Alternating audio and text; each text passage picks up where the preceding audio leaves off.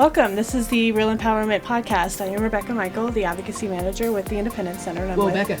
Ooh. Sister. Slow down. We gotta start again. It's okay. We don't have to Leave start that again. in there. Okay. Leave that in there. That is the point of this. Yes. Okay. So we're going to rewind, but actually keep the podcast going. Okay. The reason why we're rewinding is Yes. disability awareness. Is for those who are not able to see this podcast, we have a number of guests in our room. And my name is Rebecca Michael. I am the Advocacy Manager with the Independence Center. And I'm Daniel Ratcliffe, the Benefits Coordinator at the Independence Center. And the reason why we started over again was because we have interpreters in the room before our guests. And if you would like to introduce yourselves, guests, and we'll discuss why you're here with us. Okay. Hi there. My name is Skylar Cipher. And nice to meet the both of you. Nice to meet you as well. Hello everyone, my name is Rebecca Hull, and I work at the Independence Center in the CNA training program. It's very nice to be back here again. Yes, Rebecca is back here with us. She was here, I want to say, maybe April? Yeah, it's been a One of our while, first yeah. couple podcasts. Yeah, she's one of our first guinea pigs to come in and talk with us. And it was kind of confusing for our listeners, I think, because it was Rebecca and Rebecca. And we didn't really, talk about that until afterwards. Yeah, it was just her and I in this room. And we were trying to, distinguish ourselves for our listeners' benefit. But it actually turned out pretty well. Yeah. Yes, it did. Yes. Mm-hmm. Nice. But for those who probably haven't heard that podcast, let's talk about a little bit about you, Rebecca. How did you get to the Independence Center, Sure. and what your role is, and why we are here today? Because I'd really like to hear your perspective. Sure thing. So I started working for the Independence Center back in November. I work for the CNA school, and the CNA, what does that stand for? Certified Nursing Assistant. It's a very important job here in Colorado Springs area. We need more CNAs desperately. So yes, I love working for the Independence Center. And the wintertime, in the month of January, we started getting a student from Denver contacted me and explained her story to me that she wanted to sign up for the CNA classes, and she was from Denver, and she couldn't. There was no access for language. There were no interpreters provided for her classes. She tried her best with the class. But she just didn't understand, and she was very frustrated, and she withdrew from the class. She couldn't reach her goals, her dreams. She came to the Independence Center and wanted to set up a class with American Sign Language included and accommodations for equal access. So the Independence Center team sat down together and thought, yes, let's make this happen.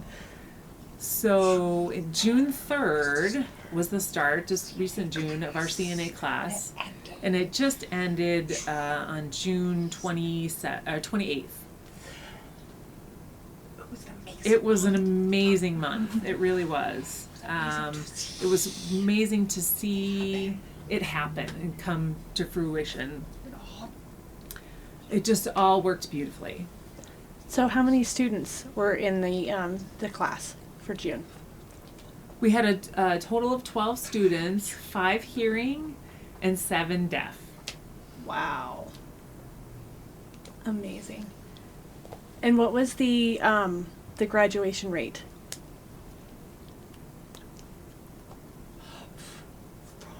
From the ASL class, all of the 12 graduated. All the students graduated. All passed. Nice. Yes, they did. Yes, indeed. They worked so hard. They practiced their skills, every day, and that pass the tests. And I know that they will continue to become amazing CNAs in the future. Wow.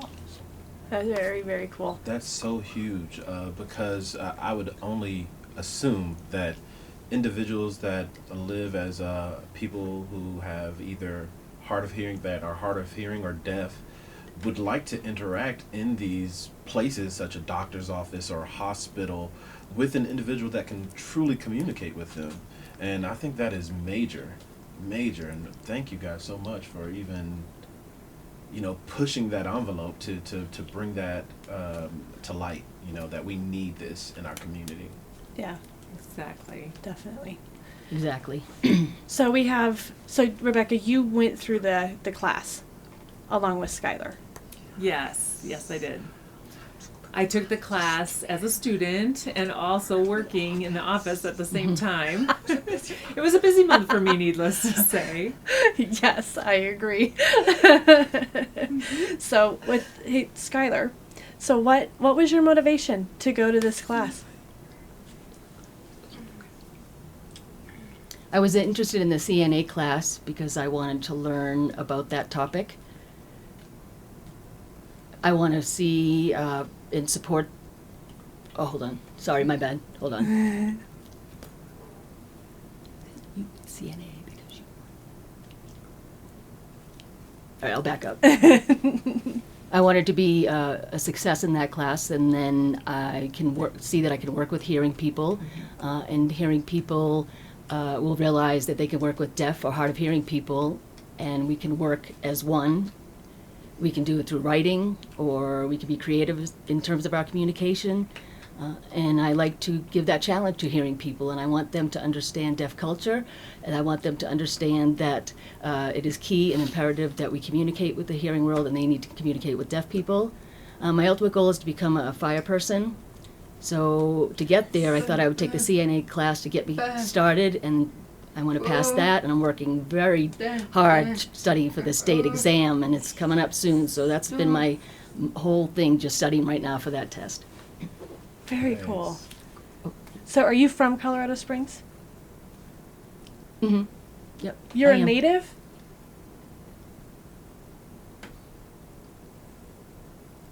I'm a native.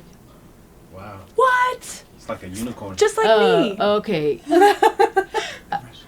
I was not born here, actually. I'm not a Okay. native. I'm sorry. I was Close confused with enough. the question. But I was actually, I was like, wait a minute. I was born in Russia. So Oh, okay. moved here to America, started out in California, and then ultimately moved here to Colorado. I apologize Oh, for it's my okay. confusion. Yeah, we are like unicorns. Yeah.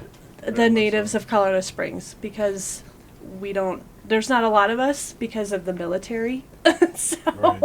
when I meet a native like myself, it is like a unicorn. Like, wait a minute, stop! You're really Wait a from minute. here? Yeah, I'm like, Right. seriously?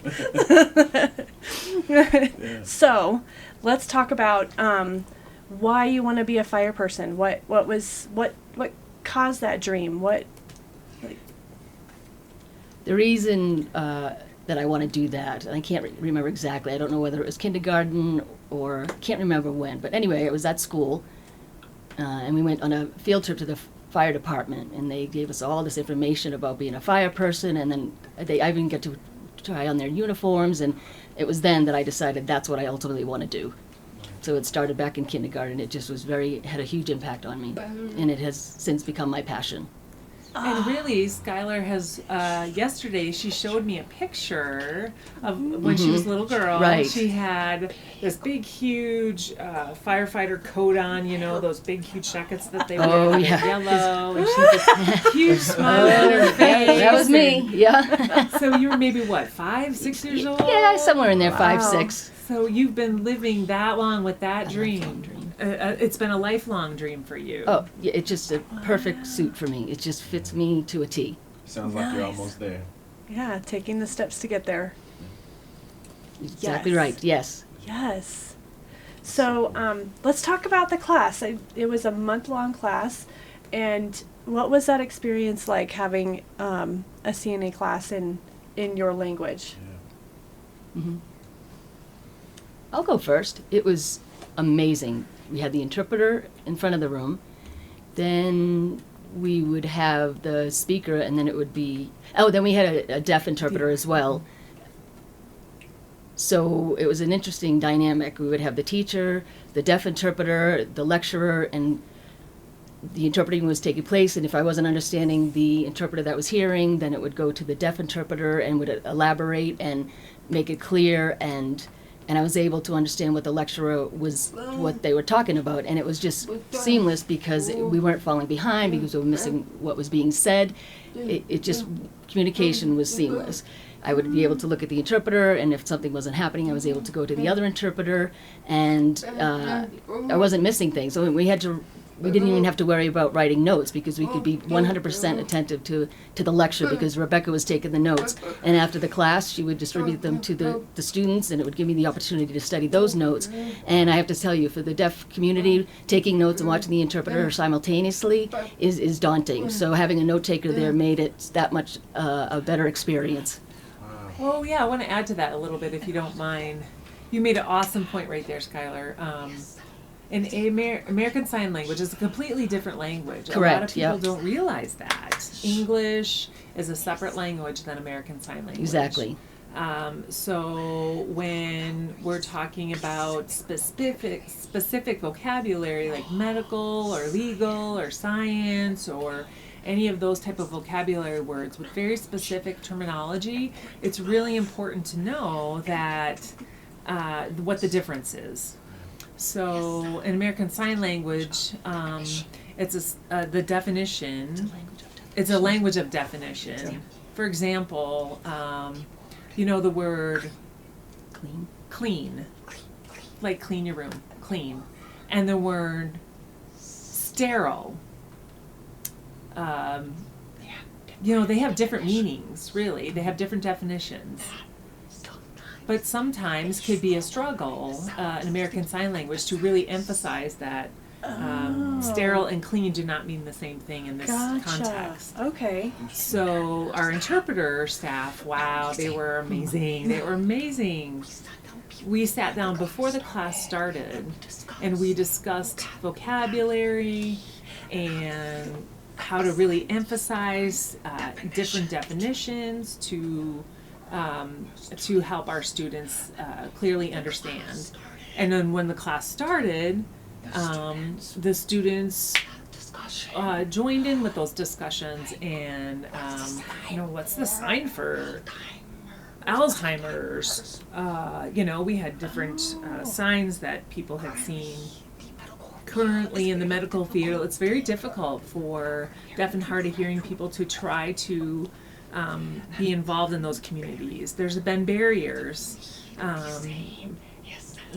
They use the same ASL terminology to bridge it to English and clarify the concepts so that, great point you brought up, to be able to teach clear concepts to the deaf students and so that they can understand the concepts. The communication part was awesome as well. Oh, I agree. Class. It was amazing. We had a spectrum of people. We had deaf people who did not speak at all, only signed ASL. We had deaf people that could speak and sign. We had hard of hearing. We had hearing students. We were all together in this room. Wow. And it just worked wonderfully together. And so I have a question for either, well, in particular, Skylar. So what I do in my job, I work with Social Security benefits and things of that nature, and I meet with individuals that are deaf, and we do have interpreters present, and my counterpart next door to me is Matthew Ruggles, who you may be familiar with, and he was trying to explain to us how important it is that he is present during some of those meetings for the deaf interpretation rather than the hearing interpretation. And I had no idea. That there was even a difference. So could you explain how important it is to have maybe 2 interpreters compared to having 1 interpreter in a classroom setting? And you kind of touched on it already. I just want to make it very clear for our listeners that how important that is.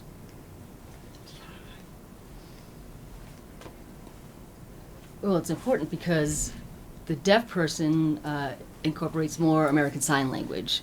It just seems more vivid. There's more facial expressions, and I'm able to comprehend.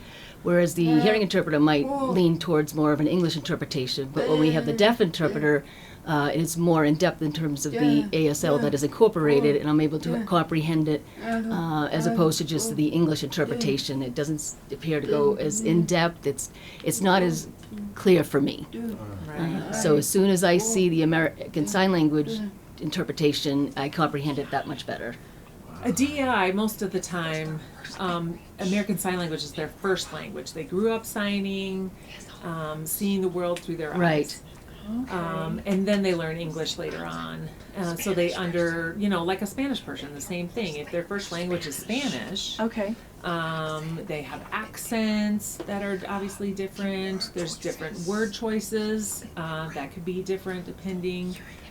So the hearing interpreters that grew up, their first language is English. Right. So they do a wonderful job, but a deaf interpreter really can emphasize the language and clarify. Exactly. Skylar said really in depth.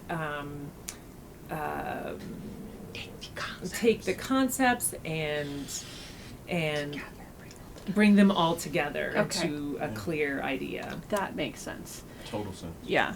And I've seen it happen. It's really kind of an interesting display when being a person who is sighted and also is hearing. I get to see the spoken language interpreted into ASL, and then ASL interpreted for the deaf community. It's really intriguing to watch, and it's also intriguing to watch the audience watch the hearing ASL interpreter, and then sign to the deaf interpreter, and then all of a sudden you see like the head shakes, like yeah I get what you're saying. Yep. It's like the filter or the interpretation of whatever was being spoken became so clear. It wasn't like I'm lost, Right. I don't understand, or clarify. It was just seamless. Yeah. It's really cool to watch. It's amazing. Yeah, definitely. And so, Skylar, so going through the CNA program and working towards that career of being a fire person, what are some of the challenges, other than the obvious challenges? What are some unique situations that you've been in that you've been able to find a way through, such as the accommodation of a DI? Could you kind of give us some examples of some of the challenges through this training that you may have had that you had to kind of work to get through? Let me think.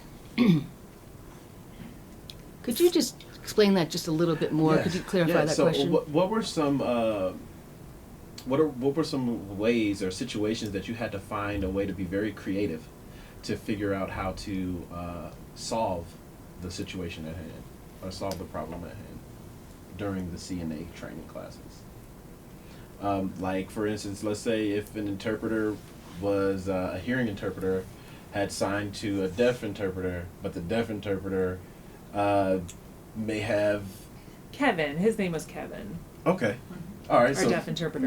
awesome. So now I can give him a name. I feel horrible just being like the interpreter. So, so if someone was trying to, relay a message or to speak to you, and the message came across totally wrong, and you kind of got the wrong idea, like, what are some creative ways? Like, what do you do in those situations? Do you just say, like, I think I'm answering you right? Can you further explain, or do you have to kind of, get around, or even being able to use like a stethoscope or something like that? Like, what are the creative ways or accommodations that are provided to a deaf student in a hearing class, in particular a CNA class? Okay. getting access with the interpreter. I first met with Matthew.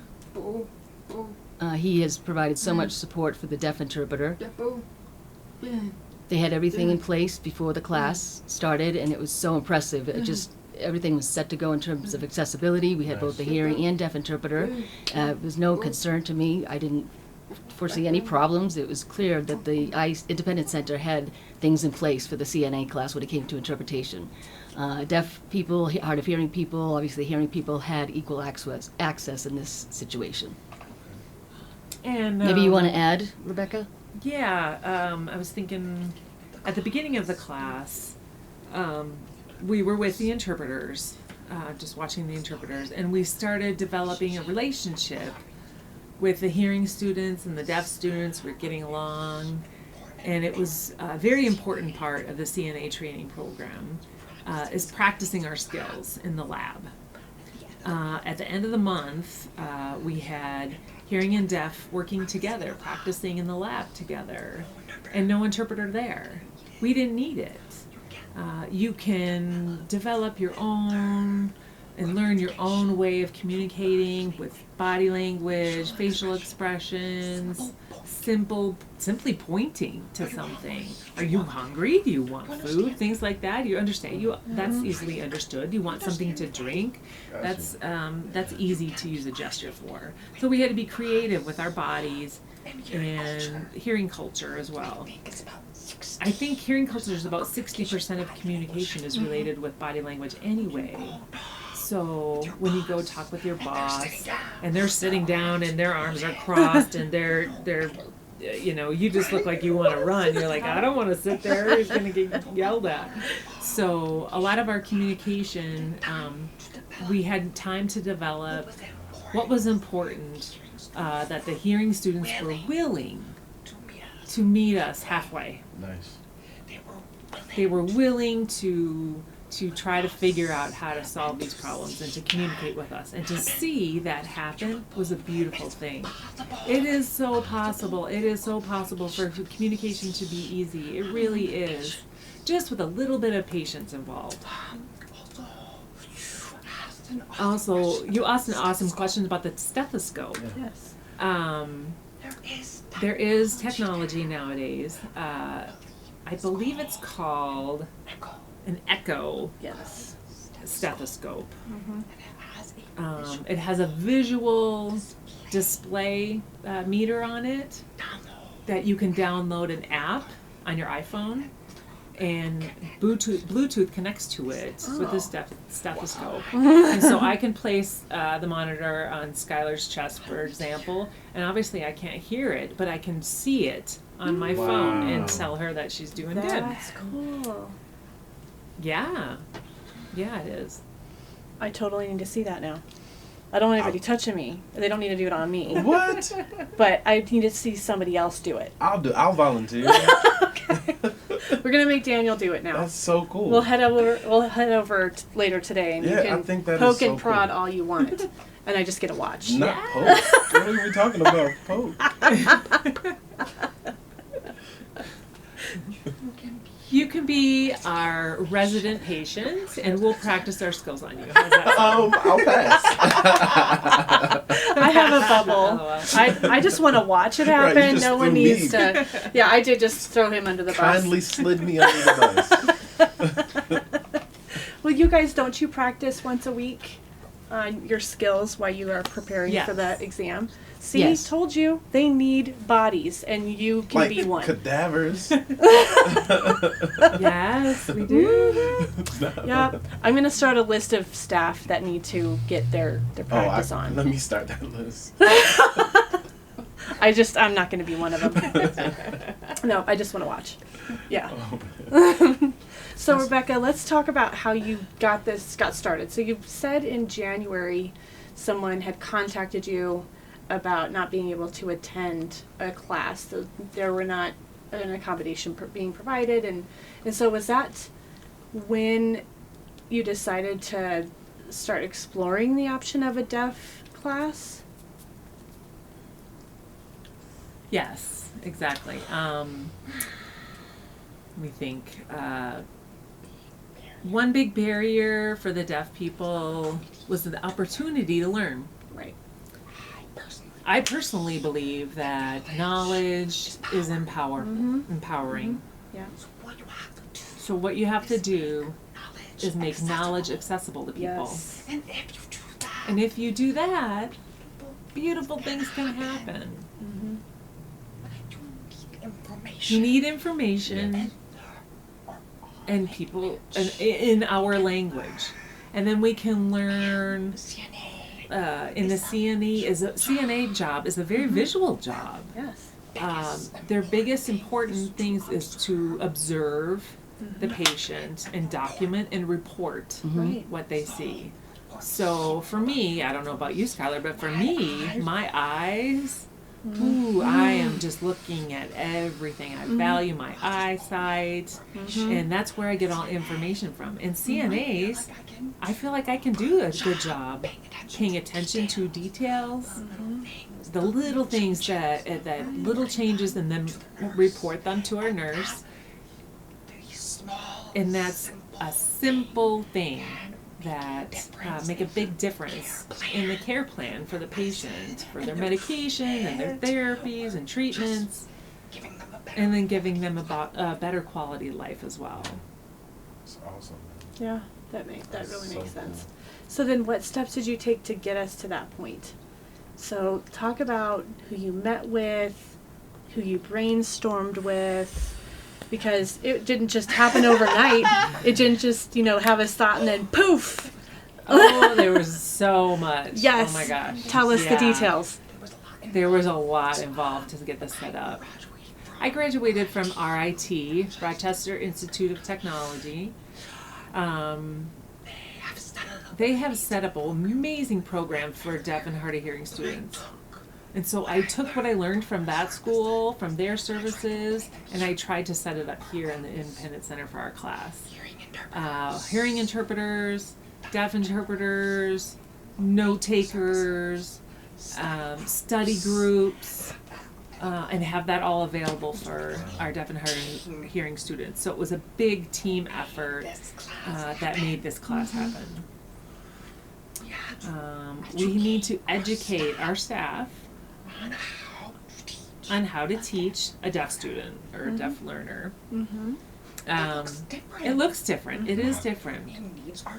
And our learning needs are different, obviously. So remember, we process information visually. Right. It's very different. It's a very different way.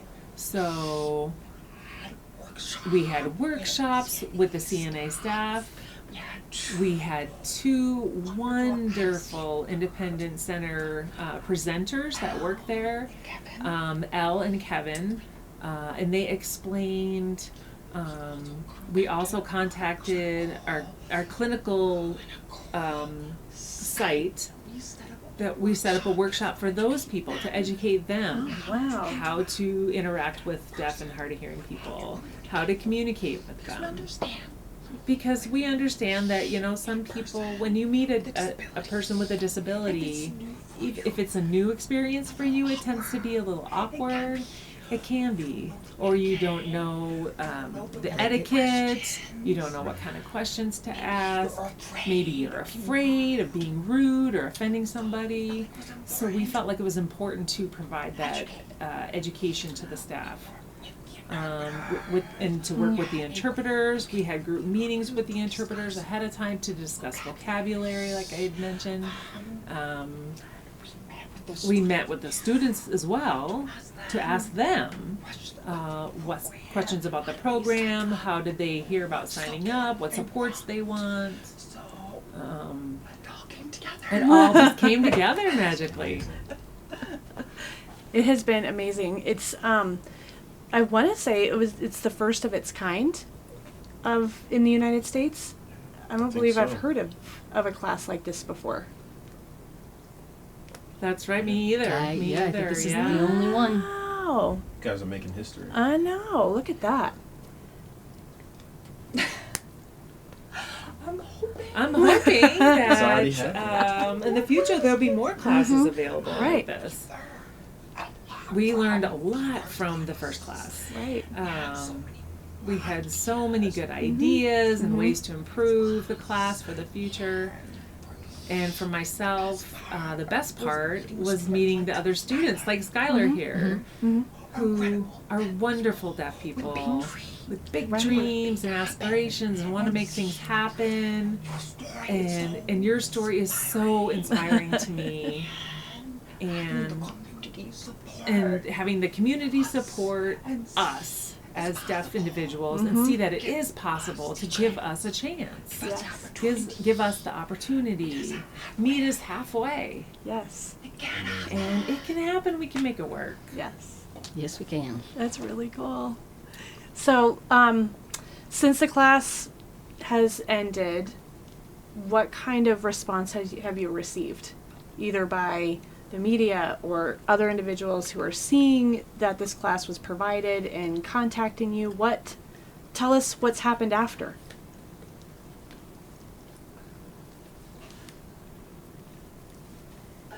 Do you want to comment on that, Skylar?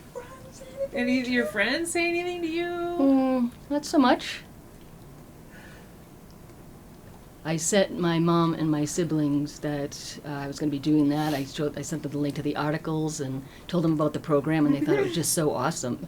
And then Facebook, I didn't want to really be a part of that. But We had many deaf people from different states contact us, saying, "Oh my gosh, I want to join the class." They explained their stories and their experiences and the barriers they've had to deal with for signing up for CNA classes, and then also having equal access accommodations for state testing and licensing as well. I was shocked, frankly, that so many people from California, Massachusetts, Florida, they were all saying that there's barriers out there that still exist, trying to get in the medical field. They said that they have to work really hard for PCA job, personal care assistant jobs, and they want to be they want official licensure, but it's been a struggle. And so this outgoing support we've received has been amazing for this class. So it's been great. So this is actually opening the door for an individual that is deaf to become a doctor, possibly, or a surgeon. Like, this is big. huge. Yeah. Like, that's amazing. Yeah. Yes, exactly. absolutely. If you just have to Yeah. start with one class, that you take that idea and you create it into something bigger, and then you just continue to improve and move forward, and it just becomes bigger. And also, I think Skylar is a great example of that. She wanted to start with the CNA program and Right, then make work my her way way up. up. Exactly. Yes. You're exactly right. So now that I have the CNA, and when I pass and I get some experience out in the workforce, and I feel ready to pursue other things, such as going to school specifically to become a fire person, maybe an EMR or a EMT perhaps, or EMS. I mean, there's so many different opportunities in that field. Maybe work with wildfires. There's so many things that I could really be interested in and kind of try everything on, but ultimately become a fire person, and only get there by having all of these different experiences. Yeah. And you really think about all the different occupations that you could explore once you get into, the fire science field and all the things that you can explore. It really is amazing, and we have a whole bunch of mountains in this state, and fires happen. Yeah. So yes, there's an opportunity. Oh, they do. They do. Yes, they do. Just to make sure you put your fires out. And if you're not supposed to smoke in the forest, don't smoke in the forest. Because you're on my sighted side. Don't feel some kind of way. Feeling guilty. Yeah, clearly. I smoked in the forest. I'm sorry.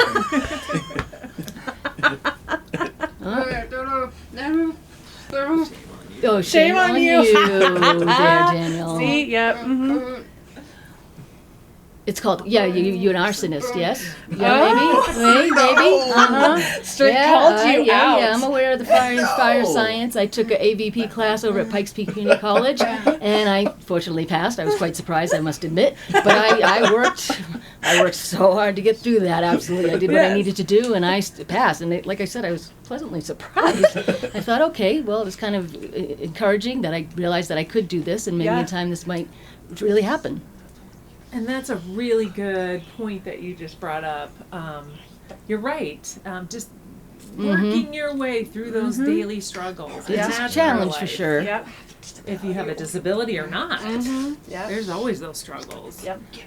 But don't give up on your dreams. Keep going. Keep Oh, persevering. Hands down. Yeah. Yes, I will. And Yeah. I got through that class, and I'll continue on. That's really That cool. is amazing, and it also gives the public, the general public, the opportunity to work side by side with an individual with a disability, and it is necessary. Like, I would love to be able to walk into a restaurant and have a waiter or waitress that is deaf or visually impaired or that uses a wheelchair. Like, individuals should have these opportunities, so that way the general public can realize that we are still human and we are still people and we live just like everyone else. We just have different ways of accomplishing things. Yes, Yeah. exactly.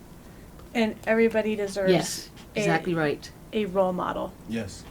If it's an individual that has a vision disability, you have a role model. If you're a deaf person, you can be a deaf person's role model. Yes. And that's important, because if you don't ever see someone like you doing something that you want to do, Yeah. then you will automatically think that you It's cannot. not possible. Yep. So Exactly. And you guys, the energy in this room is going to make me get up and run out of here and do something great. yeah, don't I hurt don't know. yourself. Be careful. No, I don't know what it is. I don't know. Maybe I'll try to be a NASCAR driver or something. I would love to see I'll be that. the first blind NASCAR driver. That would be awesome. You know what? Something you can actually do like an Yeah. automated driver.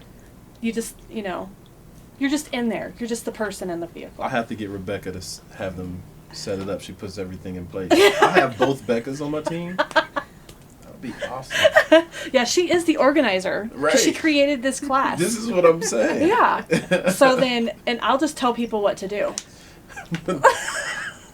I won't even. We'll leave that where it's at.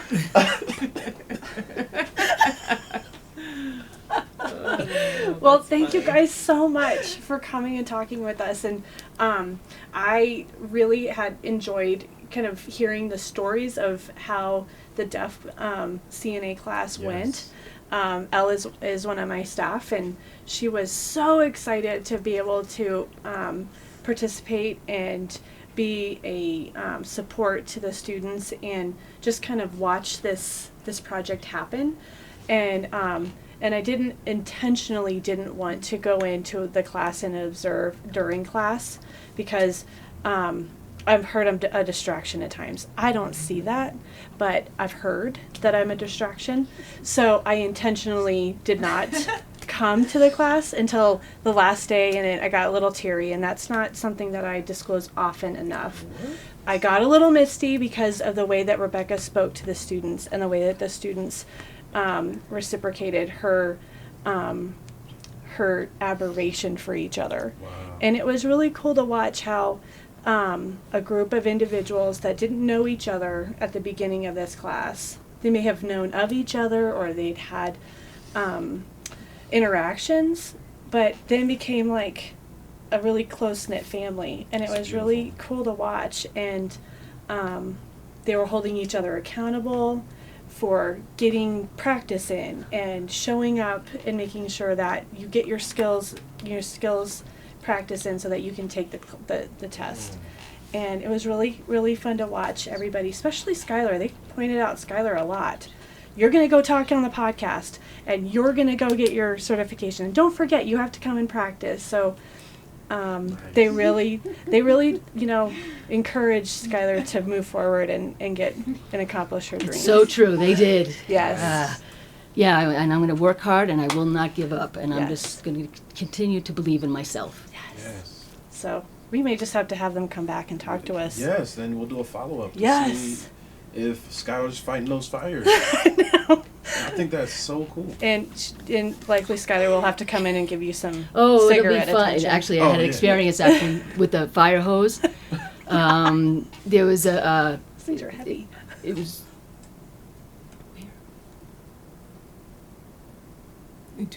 in 2014 during the summer. I was able to attend this event, and you actually get to wear the SBA mask and work with the hose and use the barrier breaker and try to save a person. Obviously, it wasn't a real person. We got to climb up the ladder and actually experience what a real fire would be like. And I actually did spray the hose. It was just a fun experience. I just absolutely love everything about it. Just confirmed that that is what you need and what you have to be doing with your life. Yes.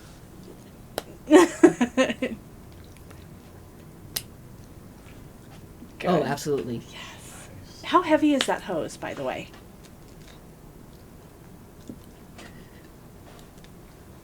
Let me think about that. I would say it wasn't too heavy, but you always had a person, you had a backup person, so it Okay. required two. But when you're alone, it just kind of, you can't do that because it just kind of has a mind of its own. It's kind of fun, I have to say, but I wish I could kind of do that on my own. But yeah, you always needed a backup to prevent the I was hose taking gonna over. Yeah, I was gonna say, because you're not a very big person, and to understand how heavy that hose is with that pressure, I could imagine it was controlling you versus you controlling it.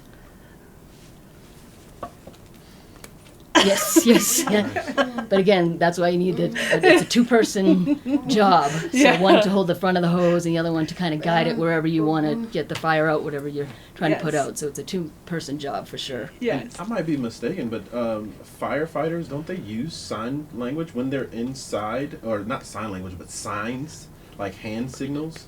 Sometimes, like when they're in fires and things of that nature, if they can't truly hear, do they use like hand signals, or like third floor or something like that? Before they get to the scene, they communicate prior to arriving there, and then everybody gets their orders. They're told exactly what they need to do. Everybody's on the same page. They get to the site, and they do what they need to do. But yes, it involves hand gestures. It's not just actual sign language. But yeah, you need to coordinate prior to going there. It's a high risk, absolutely, but you just have to push that aside, go do what you need to do, go run into the fire. But all of that communication happens prior to getting to the scene. And you're using that on the scene. Wow. Wow, that makes sense. That's so cool. Yeah, that is cool. All right, well, now we're going to have to figure out when to have you guys back next. So, and Absolutely, find out- sure. Yes. Absolutely, that'll be fun. I want to great, hear sure. about when the certification is done Yes. and what you're working on in school next and how the job search is going. I want all the details. Yes. So, we may have to even do like an email update because I'm just not going to let it go. We can do a video phone update. We totally could. And then we can show our listeners what it looks like to use a video phone. Oh, yeah, that's true too. Yeah. All right, so be fair warned. It's going to happen again. All right. Oh, sure, we'll be back, no problem. Sure, absolutely. When Skylar is finally a famous deaf firefighter, Right. we'll make sure you don't burn down the forest with your smoking. Well, I'm keeping Skylar employed. What? Somebody's got to start fires for firefighters to stay employed. Oh my gosh. Too bad that I don't even know what to say. I have no words. I'm just I joking. can't wait This to is see a fire. I just love seeing a fire and having the ability to put it out. It's just so empowering. Yes. Oh my gosh. Well, thank you both very much. Yes, We thank appreciate you. you guys coming and talking with Not a us. problem. And Thank you You're very much welcome. for inviting Yes. us. Thank you. we're excited to hear more from you. And if you are ready to follow us on any of our social media, we have the YouTube channel, which is the Accessible podcast. That is out on YouTube. Just search Real Empowerment. You can go to Podomatic and get the audio version of this podcast. Just search for Real Empowerment. And then if you want to come to our office, Not actually, my office. You don't want anybody to come visit you? They can go to the front desk. Oh my goodness. And then I can choose whether or not I want Wow. Okay. I see how that works now. to see them. We might be If really you big one want to day. go see Daniel at our office, the address is 729 South Tejon. Oh my goodness. In Colorado Springs. And then if you want to go see Rebecca, she is at the CNA school, which is 711 South Tejon, right next door to us. She is on the second floor, and it has a sign and all that pretty stuff. It should just say Rebecca's office, but it doesn't. It says CNA school. And if you want to get a hold of us, you can call us on the phone. Ask for Daniel. You forgot someone. Did I? Yes, you forgot your office. No. They don't need to come see me. No. Just you. Our phone number is 719-471-8181, and just ask for Daniel. And Rebecca's extension is? No. Rebecca, what is the phone number to get a hold of you? My number is 719-505-5523. And please, if you are deaf or hard of hearing or interested in signing up to the CNA classes, please let me know. I would really, really appreciate that. Maybe we can sit down and chat about it. It'll be good. Excellent. Well, thank you again for coming and Sure. talking with us and giving us all the details and holding Daniel accountable for not starting Forest Fires. And thank you to our interpreters for providing this access for our staff and Yes. and our consumers. I won't start fires. Please don't. All right, I'm Rebecca Michael. I'm Daniel Ratcliffe. Have a good day.